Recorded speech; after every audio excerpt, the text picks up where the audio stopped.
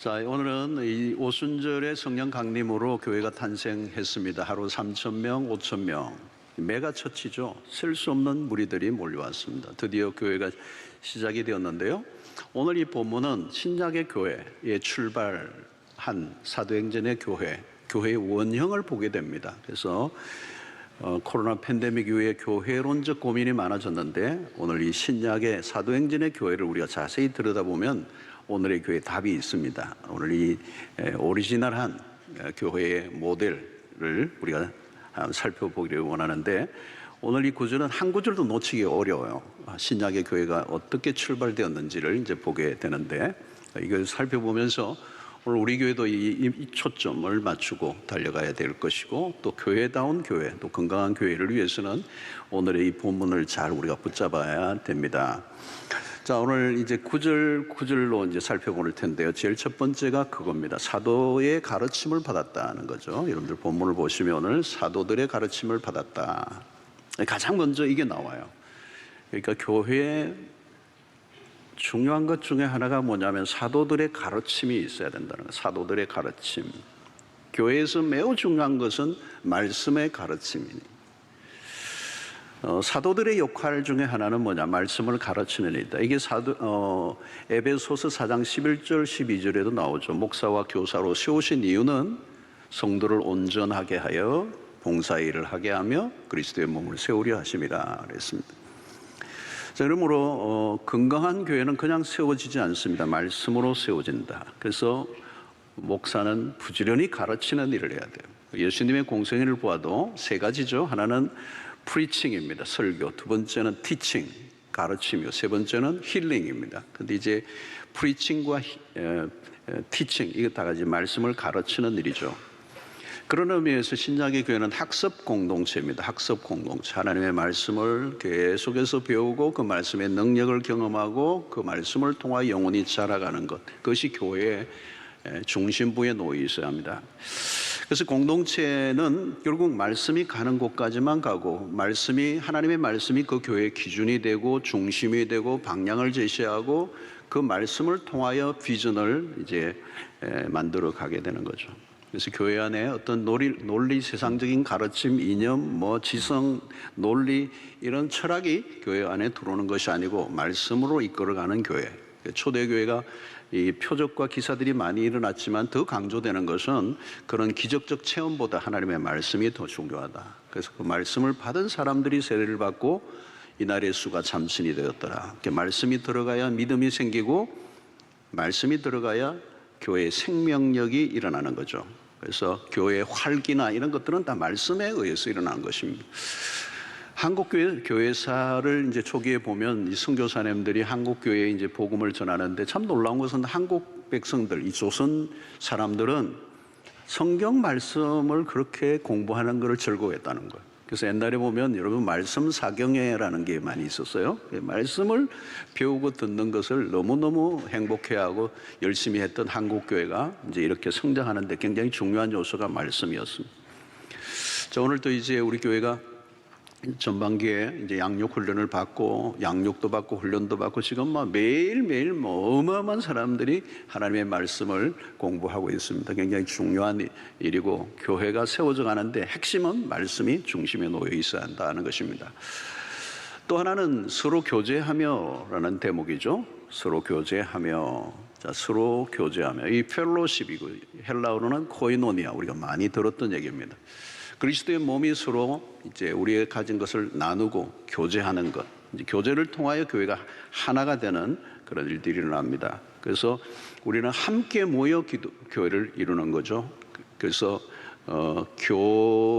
교회라는 단어 여러분 다 아시죠? 가르칠 교자에 모일 해자잖아요. 말씀을 가르치고 또 모이는 게 강조되는 거죠. 회라는 말은 모이는 것. 에클레시아라고 하는 헬라어의 밖으로 불러내었다. 불러내어 모이게 했다는 거죠. 이게 모임 자체가 굉장히 중요하고 그리고 성도들이 함께 모여서 교제할 때 그게 교회가 되는 것이죠. 그래서 하나님의 사랑을 어떻게 느끼죠? 하나님의 사랑을 이런 공동체에서 함께 모여 그리스도인들이 교제 가운데 하나님의 사랑을 느끼게 되는 겁니다. 자, 코로나 팬데믹 이후에 드러난 현상 가운데 하나는 온라인 성도들이에요. 온라인으로 드려지는 거죠.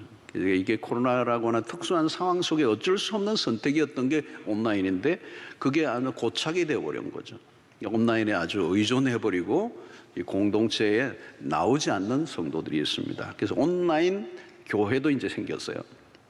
자, 근데 문제는 약점이 뭐냐? 결정적 약점은 펠로십이 없는 거예요. 이제 교회라고 하는 신약의 교회의 태생 자체에 뭐가 있어요? 교회는 모여야 되고 모여서 교제를 해야 되는 거예요. 펠로십이 있어야 되는 거예요. 나는 그리스도인으로 태어난 순간에 공동체의 일원이 된다는 거죠. 불가피한 선택이에요. 나는 예수를 믿는데 나는 교회를 안 나간다. 그게 말이 성립이 안 되는 거죠.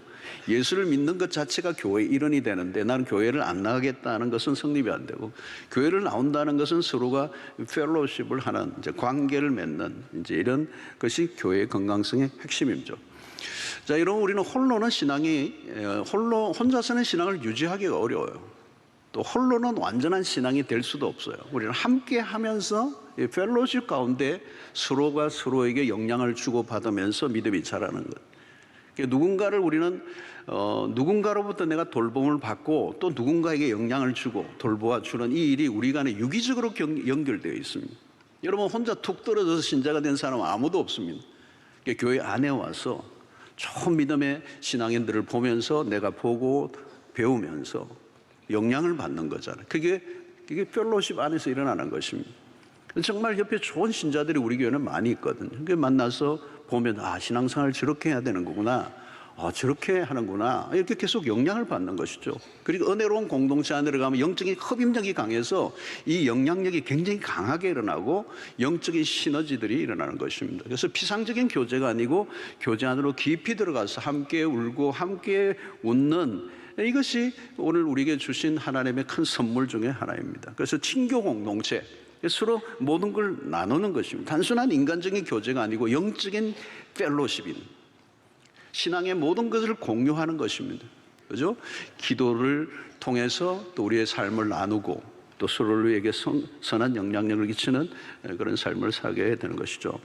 그래서 그리스도 안에서의, 이 성령 안에서의 교제는 그리스도 중심적이고, 또 우리가 혈육보다 더 나은, 어떤 면에서 혈육을 넘어서는 영적인 가족으로서의 공동체, 우리는 서로 깊이 연결되어 있고 그리고 함께 격려하고 함께 지지해 가면서 주님의 교회를 세워가게 되는데, 여기서 매우 중요한 것은 오늘 이 두 번째는 서로 교제하며 이 펠로십이 있어야 진정한 교회요 또 신앙생활이 되는 것입니다.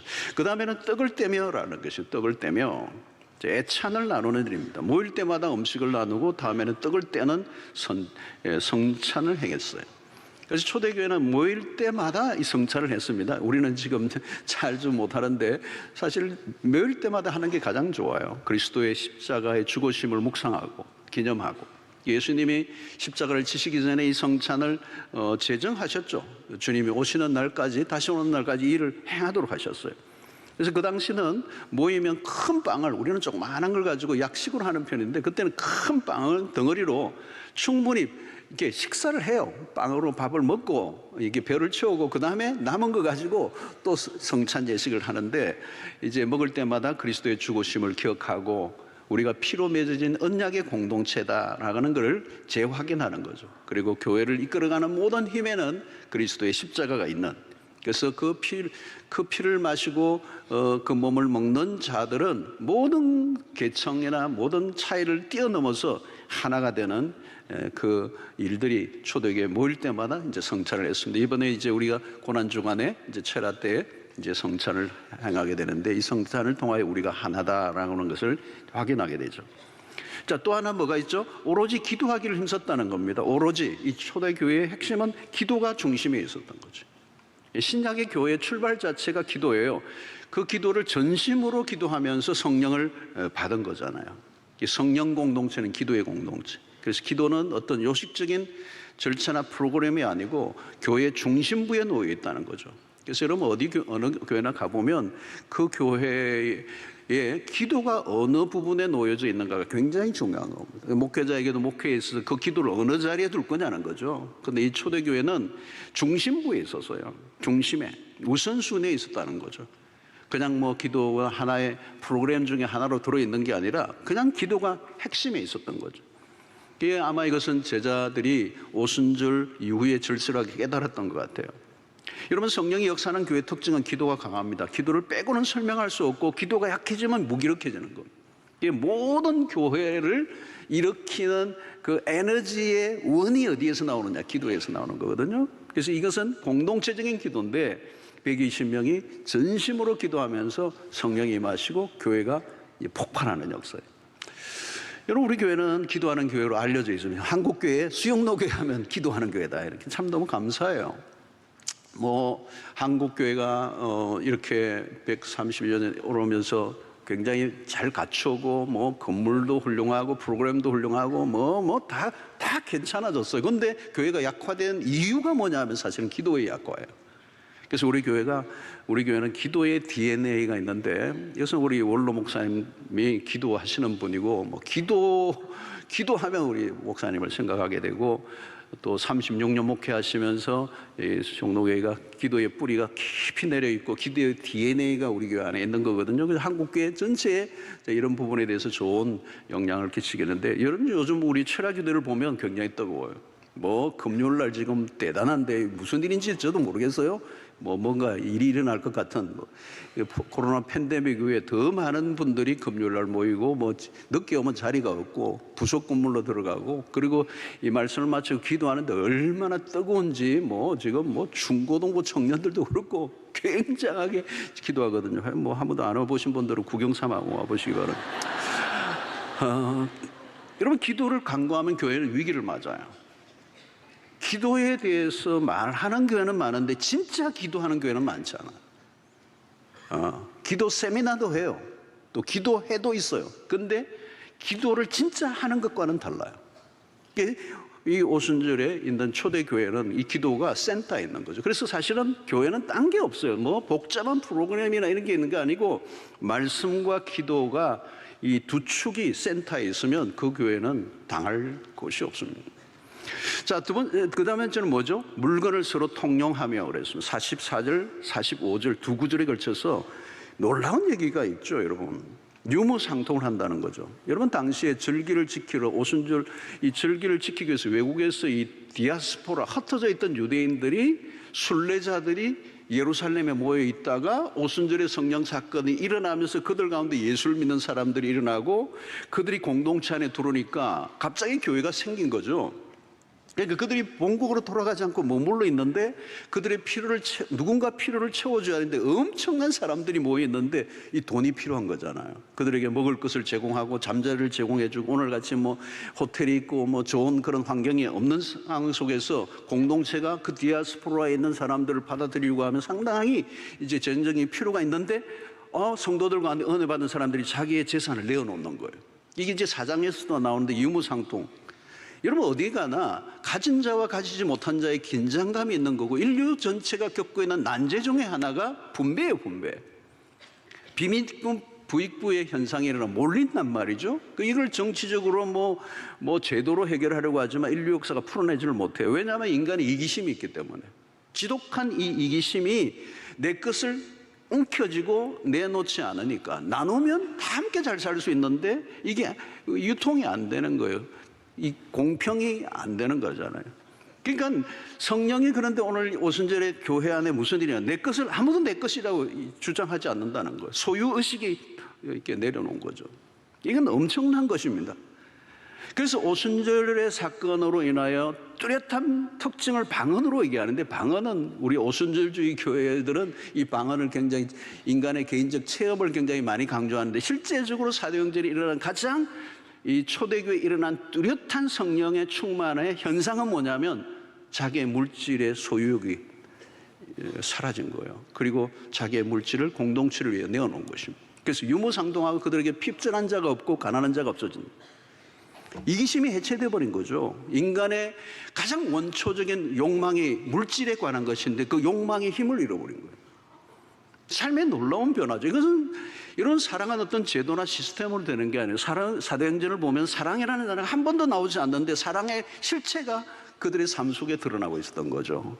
어마어마한 것입니다. 여러분, 성령 충만한가 아닌가를 뭘 보면 알 수 있느냐면 주머니가 열리느냐 안 열리느냐 보면 알아요.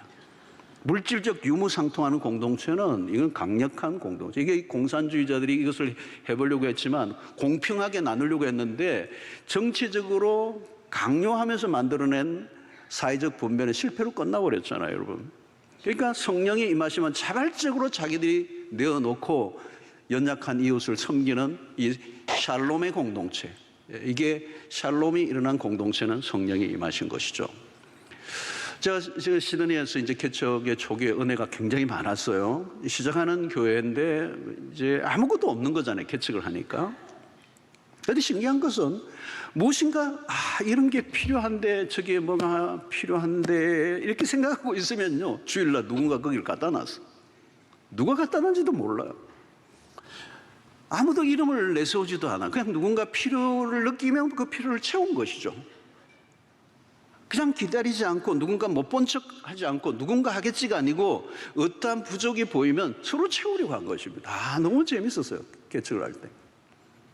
여러분, 교회가 커지면 이런 부분이 약해질 수 있습니다. 누군가 하겠지? 우리 교회가 크니까 돈이 많겠지?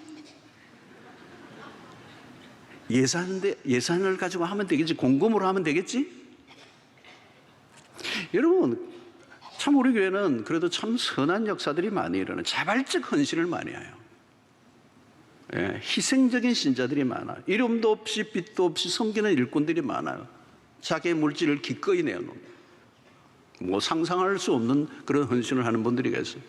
제도나 시스템으로 돌아가는 것은 한계가 있어요. 그런데 성령이 임하시니까 소유욕으로부터 극복하면서 물질을 기꺼이 나눔을 위해서 내어놓는 이 일이 사도행전에 일어났던 2000년 전 인류의 역사가 어떤 정치적으로나 이념적으로 해결할 수 없었던 일을 2000년 전에 사도행전의 교회가 실천을 하고 실제적으로 그것을 이뤄낸 교회예요. 저는 성령이 충만하면 오늘 또 교회 안에 그런 일이 일어날 수 있음을 믿습니다. 자, 마음을 같이 하였다. 사도행전의 교회는 한 마음이 되었다는 거, 교회가 하나가 된다는 거 굉장히 중요해요. 하나가 된다는 건 굉장히 중요해요. 여러분, 초기도에게 당시에는 그리스도인들이 외부로부터 공격을 받아요. 예수를 믿는 순간 핍박을 받았어요. 그리스도인들이 고립무원이 되는 거죠. 사방에 우겨쌈을 당한 거예요. 피할 곳이 없어요. 그런데 어디로 피해요? 받아줄 곳은 교회 공동체밖에 없어요. 그런데 내부자들끼리 서로 공격하고 싸운다? 그건 여러분 치명적인 것이죠. 그래서 날마다 마음을 같이하여 기도를 하든 예배를 드리든 섬기든 마음을 같이 해야 할 수 있는 거 아니에요? 여러분, 교회가 하나됨이 깨어지면 할 수 있는 게 아무것도 없어요. 그러니까 교회의 본질을 지켜나가는 게 하나됨이에요. 그래서 성령이 하나되게 하신 것을 힘써 지키라라고 하는 의미는 하나됨이 본질적인 가치이기 때문에. 그런데 마귀가 하는 일이 뭐예요? 교회를 분열시키는 거예요. 이 분열만 되면 할 게 아무것도 없어요. 여러분, 교회가 분열되면 할 수 있는 게 아무것도 없잖아요. 그러니까 마귀는 거기에 공격을 하는 거죠. 그래서 우리가 교회 안에서도 성령이 충만하고 마음이 하나 될 때 그 교회는 세상 속에서 승리를 할 수 있습니다. 그래서 교회 안에서 하나 되게 하는 사역이 가장 큰 사역이고 화평하게 하는 사역이 가장 중요한 사역이에요. 그래서 누가 좋은 일꾼이냐? 교회를 화평되게 하는 사람, 하나 되게 하는 그 일을 하는 사람이 교회의 본질적인 사역에 헌신하는 사람이기 때문에 그것이 이제 좋은 일꾼이라고 볼 수 있는 거죠. 자, 또 하나는 뭐죠? 기사와 표적이 많이 일어났다 그랬어요. 오늘 이 초대교회는 기사와 표적, 기적이 많이 일어났다는 거예요. 자, 기적이 많이 일어났다는 것은 기적 자체를 강조하는 게 아니고, 기적이 많이 일어났다는 말은 뭐냐면 하나님이 현존하고 계신다는 거예요. 지금 살아계시다는 거예요. 여기 살아계셔서 역사하고 계신다. 그러니까 기적과 표적을 통해 사람들이 뭘 느끼느냐 하면 하나님 살아계시는구나. 그러니까 여러분, 복음의 역사가 일어나는 곳에는 기적이 일어나고 새로운 시대가 이제 왔다는 거예요. 그래서 3장에 넘어가면 성전 미문에 날 때부터 일어나지 못한 사람이 한 40쯤 된 사람인데, 베드로와 요한이 지나가다가 그를 보고 예수의 이름으로 일어나 걸으라 할 때 일어나 불쩍 뛰면서 기적이 일어나니까 온 유대사회 전체에 어마어마한 파장을 느끼며 하나님의 살아계심을 온몸으로 느꼈던 두려움이 공동체를 엄습한 거죠. 여러분, 이것은 하나님의 살아계심, 그 능력이 드러나는 것. 그래서 하나님의 살아계심의 증거들을 통하여 교회가 가지고 있는 그 어떤 영적인 권위가 세상 속에서도 드러나므로 세상이 함부로 교회를 이렇게 욕하지 못하게 하는 그런 역사들이 일어난 것입니다. 자, 그 다음에 또 하나는 뭐예요? 집에서 모였다는 거. 집에서 잘못. 초대교회는 두 가지예요. 집에서 모이고 성전에서 모이고 이 두 가지를 함께 했다는 겁니다. 첫 번째는 집에서 모였다. 가정에서 모이는 일이 참 중요해요. 여러분, 예루살렘의 교회가 성도들이 한꺼번에 3,000명, 5,000명이 늘어났습니다. 그 많은 사람들이 모일 곳이 없어요. 근데 자신의 집을 오픈하는 거예요. 가정에서 3, 3, 5 모이고, 그래서 자연스럽게 소그룹이 만들어지고 작은 모임들이 많아졌어요. 집들을 오픈했으니까.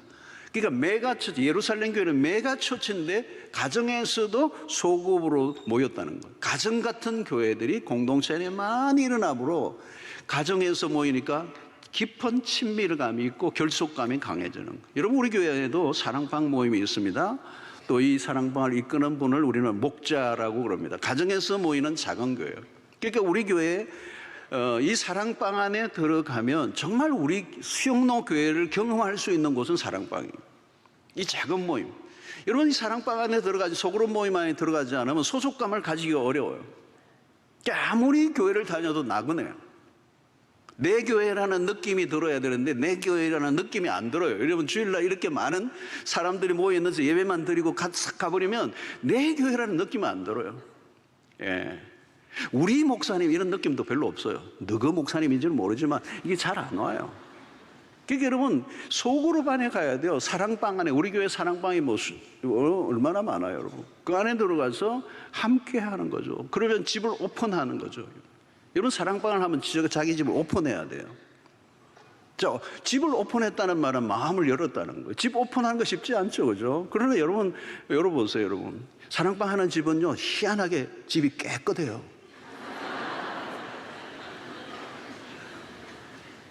교회에서 느낄 수 없는 어떤 영적인 분위기가 있어요. 여기서 여러분 주일날 예배 드리는 것도 분위기가 좋지만 사랑방 안에서 함께 찬양하고 기도하고 서로의 기도 제목을 나누고 고민을 나누고 울고 웃고 이름을 알고, 여러분 이름은 알아야 되잖아요, 여러분. 그 이름을 알고 서로의 눈과 눈이 아이 컨택이 되는 관계가 있어야 된다는 거예요. 주일날은 인사해도 피하는 분들이 있더라고요, 보면. 그죠? 이 용기가 필요합니다. 교회가 아무리 커도 건강한 사랑방에 많으면 큰 교회의 약점을 보완할 수가 있어요. 그런데 작은 그룹 안으로 들어가지 않으면 한 사람의 군중으로만 남아있으면 소속감 느낄 수 없고 친밀감 느낄 수 없고 여기에서 기여도도 없고, 그러니까 나도 모르게 나거나 되고 어느 날 나도 모르게 익명성으로 나있다가 어느 날 교회를 떠날 수도 있는 거죠. 재미 하나도 없는 거예요. 그 다음에 뭐죠? 성전에 모이기를 힘썼다는 거죠. 다 함께 모였다는, 회중 예배, 이제 함께 하는 것.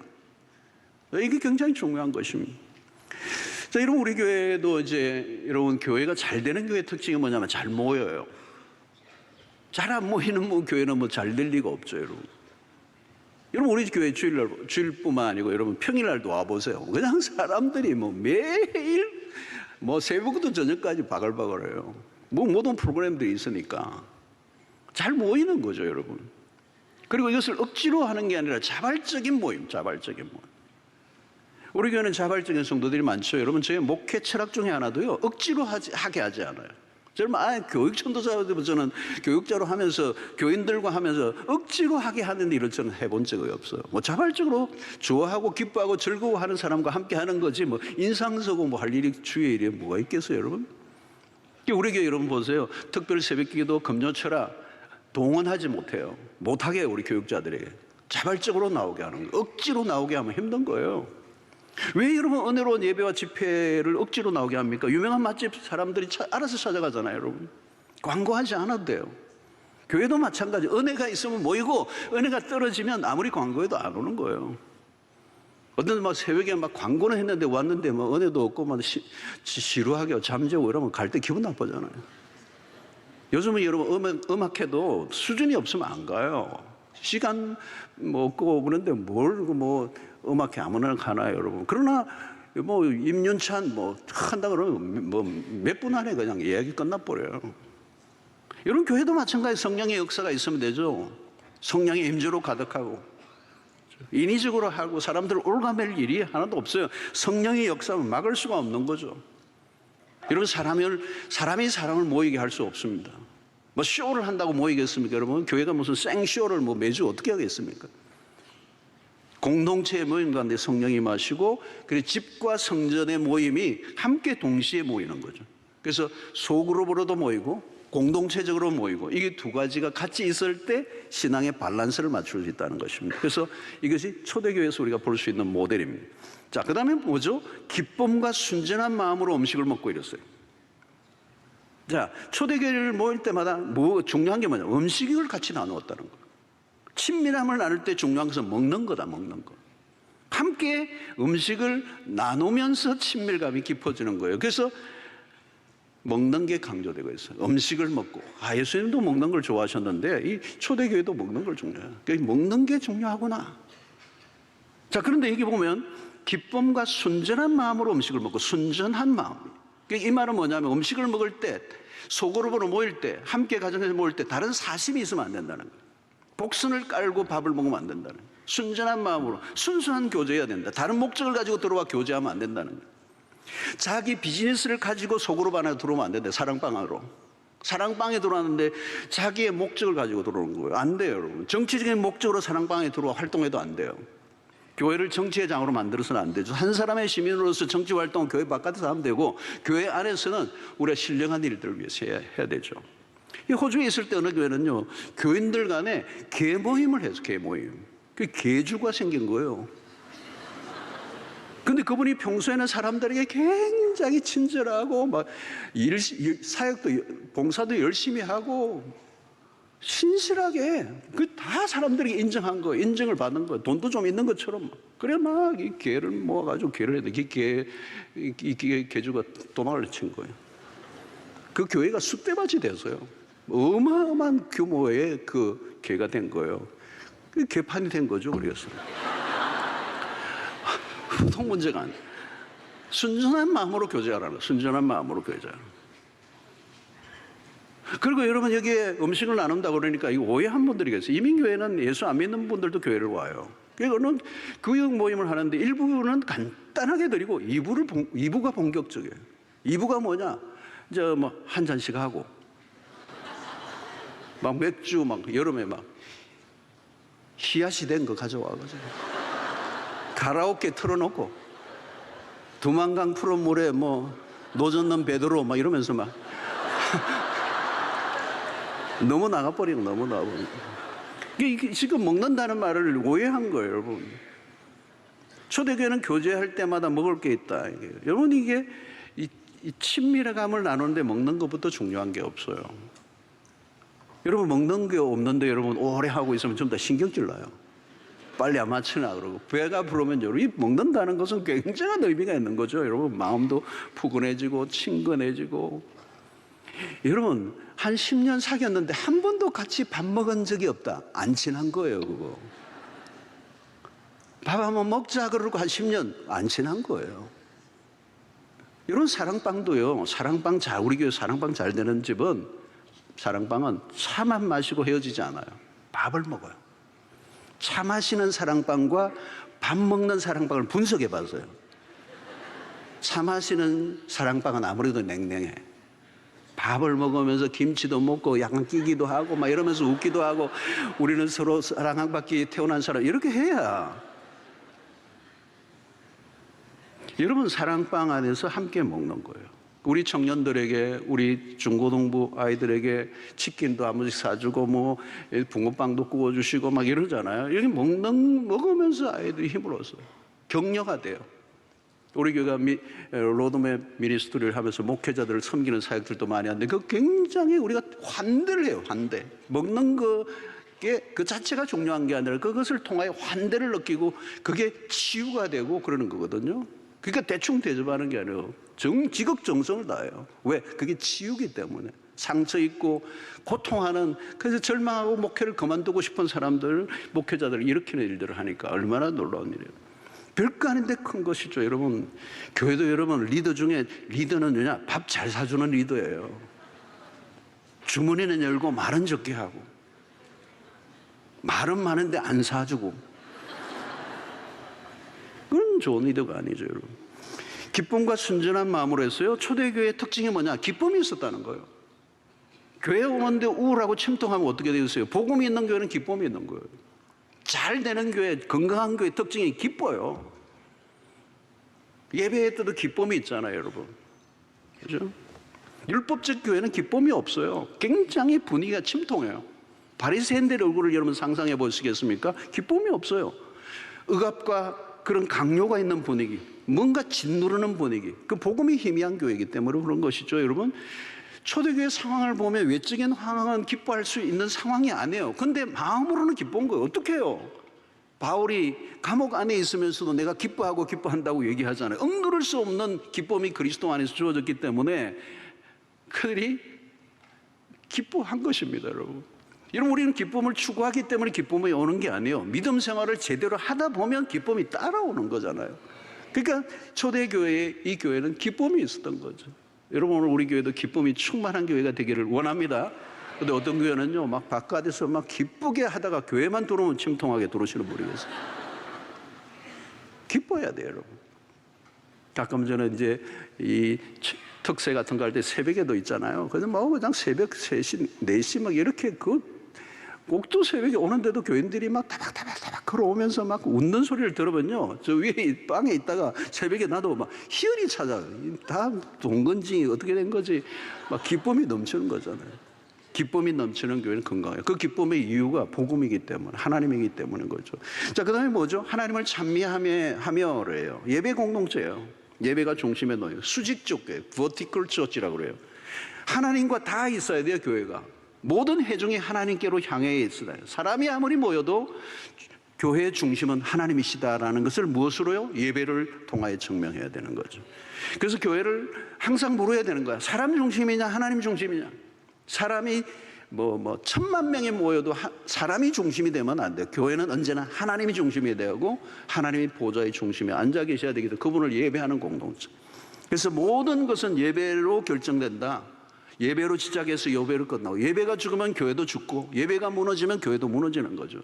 그래서 진정한 신자는 이 예배에 목숨을 거는 것입니다.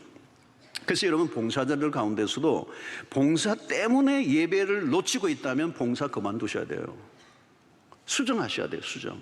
우리 교회는 예배가 여러 번 있기 때문에 다른 예배부에 다른 시간에 봉사를 한다면 일부에 일찍 나와서 온전하게 예배를 드리는 거예요. 예배 시작 전부터 그냥 준비기도 하시고 찬양하시고 축도하고 마치고 난 다음에 기도하고 온전히 예배를 드리고 그 다음에 봉사하셔야 돼요. 근데 봉사하는 것 때문에 예배를 온전히 드리지 못한다. 그 봉사가 결국은 자기의 신앙에 마이너스가 되고 시험거리가 될 수밖에 없는 거죠. 그래서 우리가 예배를 통하여 은혜를 공급받고, 예배를 통하여 섬길 수 있는 모든 에너지가 나오고, 예배를 통하여 말씀을 들으면서 내 신앙의 모든 밸런스를 맞추는데 그 예배와 섬김의 균형을 맞추는 것, 이게 예루살렘의 교회의 본래 모습이었던 거죠. 자, 마지막 또 하나는 뭐예요? 온 백성에게 칭송을 받았다는 거예요. 자, 교회가 세상으로부터 칭찬을 받고 있는 거 굉장히 중요한 이슈입니다. 진짜 좋은 교회는 세상 사람들이 칭찬해야 돼요. 어떤 분은 우리가 칭찬하는 거 의미가 없습니다, 여러분. 그러니까 이것은 뭘까요? 세상으로부터 유리된 교회가 되어서는 안 된다는 거예요. 길을 만드는 교회가 있고 성을 쌓는 교회가 있어요. 울타리를 치버리고 우리끼리만의 천국을 만드는 거예요. 여러분, 교회가 세상의 교회를 핍박할 때도 있어요. 그러나 도무지 무시할 수 없는 교회, 욕을 하려고 하는데 욕을 할 수 없는 교회, 세상 사람들도 인정할 만한 매력을 가지고 있는 교회. 그러므로 여러분, 우리가 늘 염두에 두어야 하는 것은 세상 사람들이 우리를 어떻게 바라보고 있는가. 우리는 우리 길을 간다 그러면 안 돼요. 세상 사람들이 무시할 수 없을 만큼 선행도 열심히 해야 돼요. 우리 교회가 선행을 하려고 애를 많이 쓰는데 더 많이 해야 돼요. 더 많이 해야 돼요. 그래서 저는 한국교회, 특별히 대형교회들은 이 선행에 있어서 더 적극적으로 포문을 열어야 돼요. 적극적으로. 어떤 때는 진짜 필요한 국가적인 난제나 어려움이 있어서 우리 교회 건물을 팔아서라도 그 교회를, 그 이웃의 세상의 어려움을 해결해 주려고 하는 이 적극적인 태도를 가져야 세상이 감동하는 교회가 될 수 있다는 거죠. 그래서 세상에 기여하는 교회가 세상을 품어야 된다는 거죠. 교회가 우리끼리 울타리 치면 이런 코로나 팬데믹의 이슈가 뭐냐면 교회의 공공성이에요, 공공성. 교회가 예수 믿는 사람들이 자기들끼리 예배만 드리는 것에만 모든 목숨을 거는 것처럼 보이는 집단적 이기주의로 보여버리면 복음 전도가 안 되는 거예요. 코로나 이 전염병, 중세기나 이 초대교회 역사에 보면 전염병이 일어났을 때 교회가 그 백성들 가운데 고통에 다가가서 함께 했던 그것이 있었기 때문에 전염병 상황이 지나갔을 때 더 많은 사람들이 교회로 사람들을 찾는 역사가 일어났는데 오늘 시대는 그게 안 일어나는 거예요. 종교에만 몰두하면 공적 기능을 잃어버린다. 교회가 사적인 단체가 되고 만다는 거죠. 어려운 이웃에 다가가고 세상의 재난에 적극적으로 다가가고 세상의 고통을 받고 있는 곳에 우리는 더 적극적으로 다가가서 세상의 고통을 끌어안는 공동체. 우리가 하고 있는 사역 중에 그런 것들이 굉장히 많아요. 그래서 그래도 미혼모 사역들이 이게 정말 손대기 어려운데 미혼모 사역들 또 기관 이 시설에서 18세가 되면 나와야 되는 청소년들이 있는데 뭐 아무도 없는데 국가에서 한 400~500만 원 주고 내보내는데 아무 갈 데 없는 그들을 돌보는 사역이 지금 우리도 지금 시작이 됐죠. 너무도 감사해요. 또 우리 교회가 장학 사업 중에 하나인데 우리 교회 안에 있는 어떤 자녀들만이 아니고 수능 시험 최고점을 받은 친구들 유수의 인재들을 장학금을 줘서 예수 믿든 안 믿든 그들을 후원해서 인류애적인 기여를 할 수 있는 일꾼을 키우는 일에 우리가 장학금을 지금 수년째 하고 있는데 이게 엄청난 사역인데 스케일이 큰 사역인데 우리 교회가 이걸 감당하고 있는데 아마 세월이 좀 상당히 흐르면 우리 지원한 이 친구들 가운데서 노벨상을 받는 사람들도 나오지 않을까 그렇게 생각이 되는데요. 사람이 많이 모이는 게 영향력이 아니라 많이 모인 공동체가 이 세상 속에 어떤 기여를 할 것인가. 또 여러분 요즘 이 카프리 선데이를 통하여 자동차를 안 가지고 온 운동도 하는 것도 이게 그냥 하는 게 아니에요. 이웃에게요, 이웃에. 이게 민폐가 되고 우리 때문에 막 사람들이 불평하고 막 욕하고 막 물론 우리 교회가 먼저 돌아왔긴 하지만 아파트가 들어오기 전에 우리가 먼저 돌아왔거든요. 그걸 주장하는 건 의미가 없어요. 우리가 세상에 기여하고 세상을 위해서 양보하고 손해보고 기꺼이 우리가 포기하고 우리의 권리를 주장하지 않고 세상을 섬기기 위해서 자동차를 가져오니까 주일날 막 저렇게 많은 성도들이 걸어오는 모습을 보면 세상이 감동하는 거잖아요. 할렐루야. 마지막, 주께서 구원받는 사람을 날마다 더하게 하시느라. 이게 마지막 부분이에요. 신약의 공동체는 선교 공동체. 날마다 구원받는 사람을 더하게 하신다. 자, 47절 끝부분에 중요한 거죠. 주께서 구원받는 사람을 날마다 하게. 인위적이지 않다는 거죠. 복음 전도 역사가 일어나고 열매가 맺히는 역사. 그러니까 그 교회가 건강한가 아닌가는 뭘 통해서 알 수 있느냐. 구원받는 사람이 날마다 더하고 있느냐. 여러분 이것은 수평적 이동이 아니에요. 진짜 우리가 전도하고 예수 믿고 세례 받는 사람이 몇 명인가. 이게 중요하죠. 그게 건강성을 이제 따져보는 것입니다. 우리가 매주 이 신생아를 안고 기도하는 것처럼 영적으로도 신생아들이 계속 태어나야 돼요. 그게 사랑방에서 일어나야 되고 우리 교회에서 일어나야 되는 것이죠. 자, 오늘 살펴본 내용들이 신약에 태동할 때 예루살렘 교회에 일어났던 이 오리지널한 교회의 모습이에요. 오늘 이 교회도 이 신약의 교회를 사도행전의 교회를 우리가 본받아 가기를 원합니다. 물론 완전한 교회는 아니에요. 그러나 2000년 전에 일어났던 이 교회가 그 로마의 제국, 그 당시에 로마 제국은 화려한 번영을 하고 있을 때예요. 기독교의 출발은 로마 제국의 번영에 비해서 아무것도 아니죠. 나사렛 예수, 33세 형장의 이슬로 사라져버린 사람, 그리고 갈릴리의 천부들로 막 연결되어 있는 제자들, 신흥 종교의 해프닝 정도로 보았어요. 그 시대의 식자들이나 상류 계층의 사람들이 보기에는 이 기독교라는 것은 정말 아무것도 아닌 조롱거리 정도밖에 안 됐어요. 그러나 여러분 100년이 지나는 동안 그 역사는 서서히 일어나고 120명으로 출발했던 교회가 거대한 하나님의 나라 운동으로 번져요. 312년쯤 되면 어때요? 로마가 복음으로 기독교로 접수가 돼요.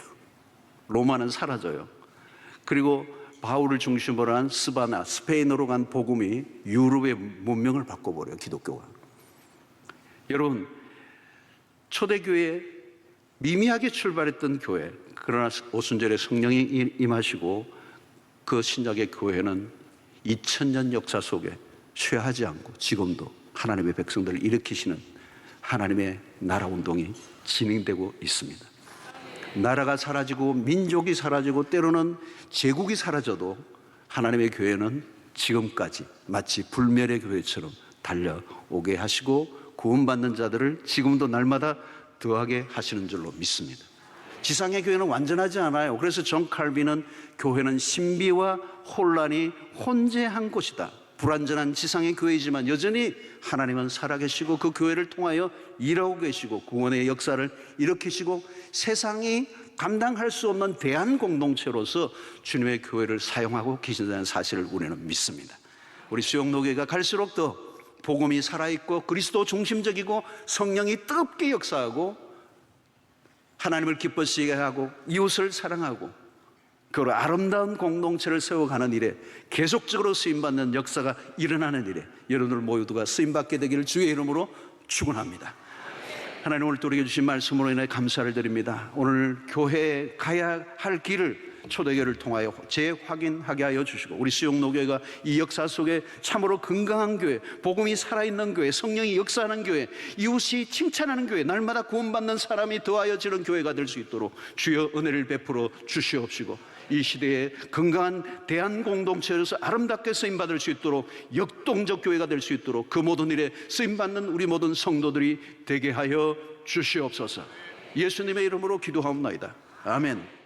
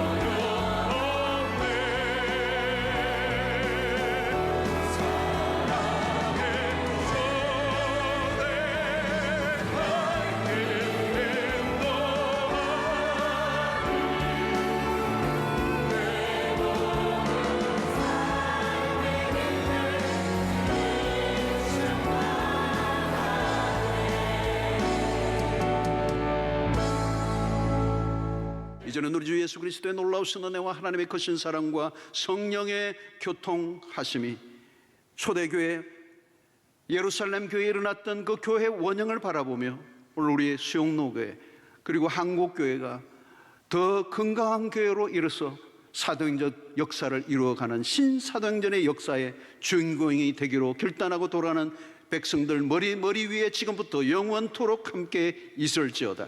아멘.